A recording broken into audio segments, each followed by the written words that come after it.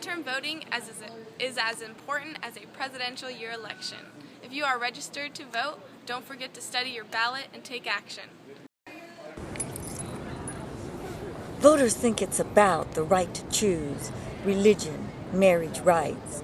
It's about whether we have a planet to have an agenda, and how corporate, industrial, military America has you all tied up in personal drama because they observe that those are people controllers and will keep you from fighting their deforestation, their natural gas fracking, their chemical trails, their bloated military budget, their mineral extraction, their building on open spaces, all of which increases earthquakes in diverse places, brings on tornadoes, hurricanes, powerful storms, too much heat, we bemoan. Rock the vote, rock the vote. Register to hope to vote to put those destroying the earth out of office.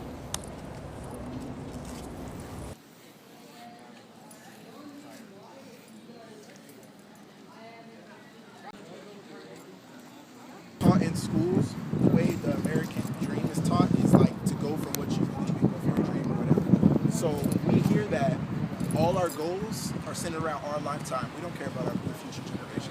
We're like, okay, this is my dream. It's going to be achieved before I'm 80, 90, whatever. So we don't think about long-term effects like, oh, my grandchildren are going to have to deal with the consequences of what I'm doing. So when we hear stuff like, oh, climate change, and scientists are like, this could affect our Earth within the next 300 years. Turning it out for other actions on your ballot. No on Proposition 1, which is the water initiative. The authors are asking $8 billion for water projects. They want the money for conservation projects, for water storage, for repairing delivering systems.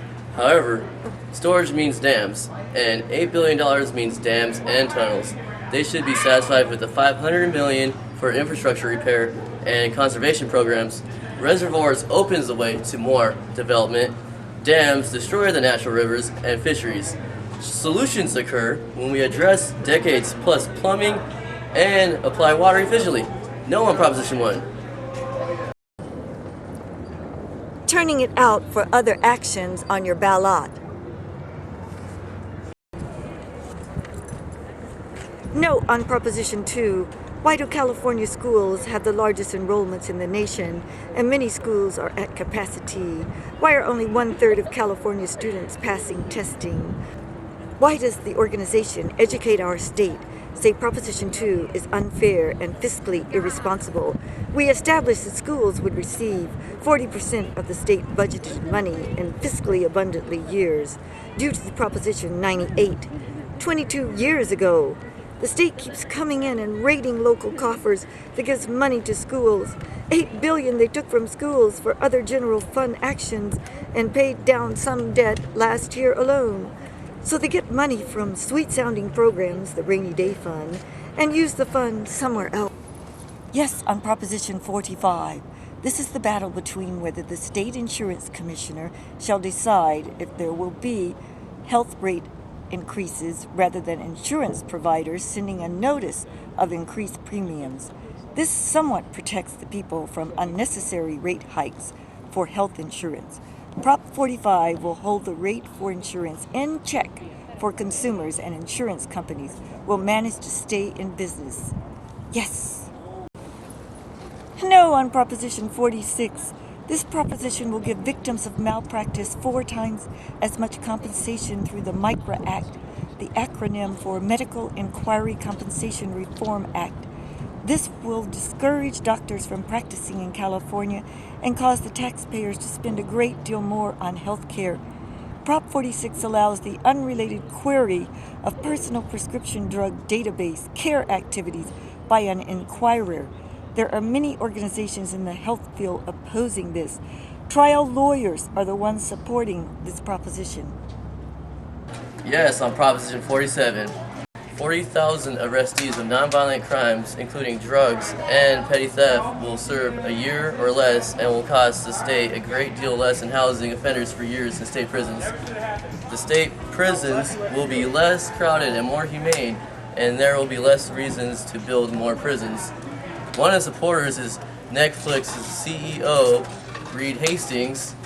There are a vast amounts of suggestions as what to do with the savings, including distributing to mental health and drug treatment programs and school truancy and dropout prevention.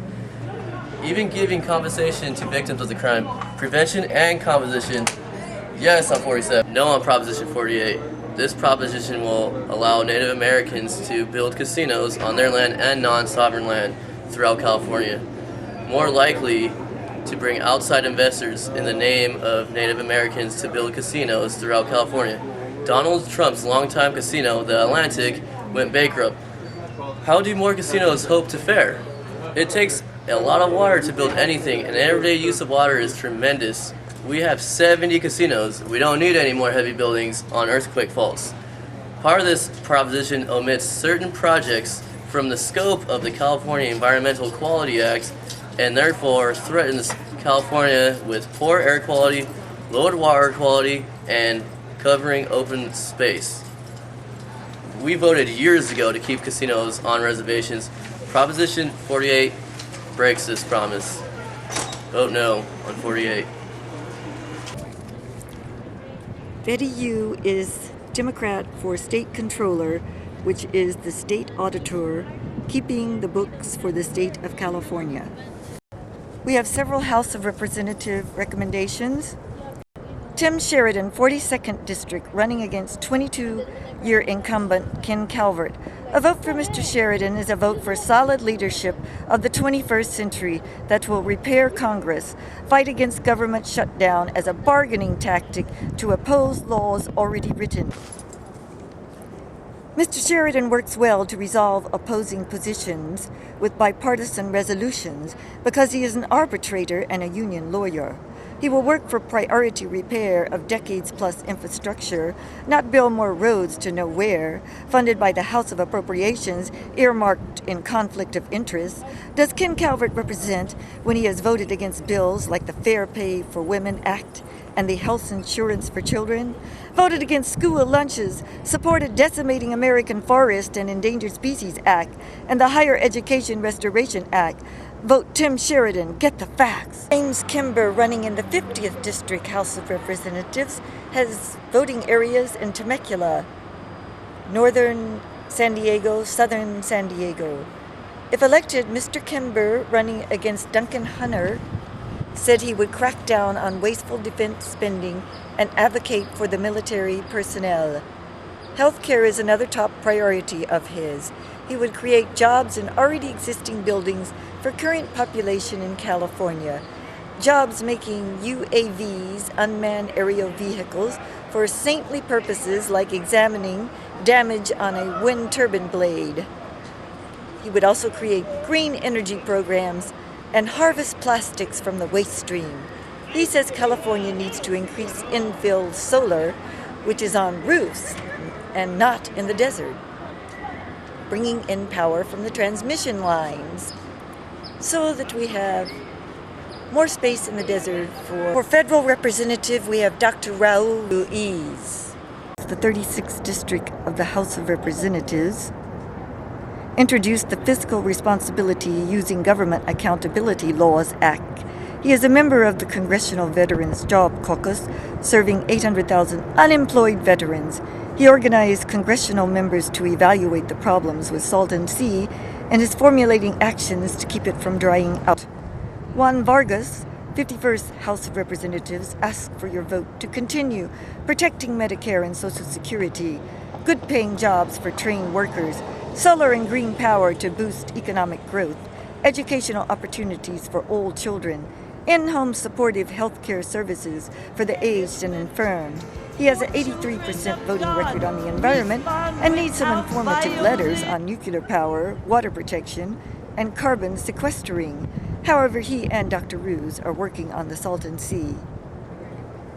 Nick Shestopol, running for California State Assembly in the 75th District, will protect Social Security benefits for seniors, acknowledge and provide better choices for climate change believers. He will help organize a living wage for all and regulate banking to avert an economic depression we well recall. ensure college students have reasonable access to higher education without extreme loans. As an engineer, he has a plan to help Salton Sea not become a gaseous pool of decayed matter, which will smell as far as Los Angeles' atmospheric zone. Conrad Melton, running for the 67th District candidate. Conrad Melton, running for the 67th California State District, represents Menifee, Marietta, Wildomar, Elsinore. He will work to remove corporations from elections, scale back on how much is spent on voting in this nation, so corporations won't be able to buy laws by way of contributing to candidates' re-elections. Corporations are not people, and that means they can't write off taxes on profits. He will support a living wage with benefits, support better care for veterans in the USA. Mr. Melton wants food containing GMOs, labeled that were grown from seeds with other species, and insecticides spliced into the DNA. Expand Social Security is the American way. Help students lower loans for which they bemoan. Cali Hargrove, 42nd District, California State Assembly candidate, is an advocate for vocational education and drip impact agriculture to save water. She says workers need a living wage to support business activity. This will stimulate city coffers because people will have money to spend at city events. She supports energy production close to the source, as in solar roofs. She supports legislation to have public financing for elections. Jose Medina is running for the 50th California State